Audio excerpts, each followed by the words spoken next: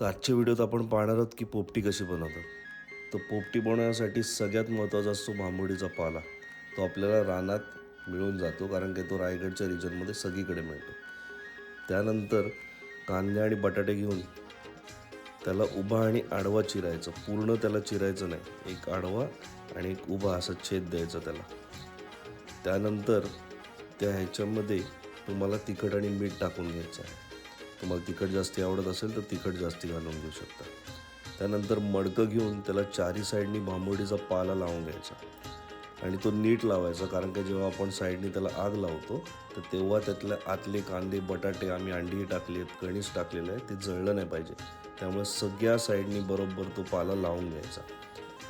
त्यानंतर सगळ्यात महत्त्वाची गोष्ट ह्याच्यात जी असते ती असते पावटा. हा मिठाच्या पाण्यात भिजवून ठेवलेला आहे. त्यानंतर हे सगळं आम्ही कसं बनवलं ते बघून घ्या. नंतर आम्ही कणीसला पण तिखट मीठ लावून ठेवलेलं आहे. अंडी पण या व्हिडिओ आत्ता नाही आहेत, पण तुम्ही शेवटला बघू शकता. त्यानंतर भांबुडीच्या पाल्यात जो साईडने लावला आहे त्याच्यामध्ये तुम्हाला हे सगळं सामान टाकून घ्यायचं.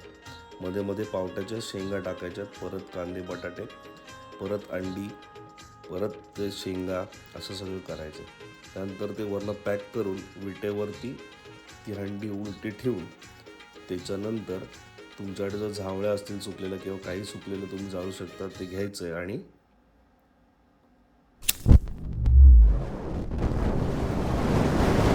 नंतर एक पावणे तासांनी त्यातनं एक विशिष्ट वास येतो की तुम्हाला कळतं की आता पोपटी झालेली आहे. भांबुडीच्या पालाचा तो वास असतो.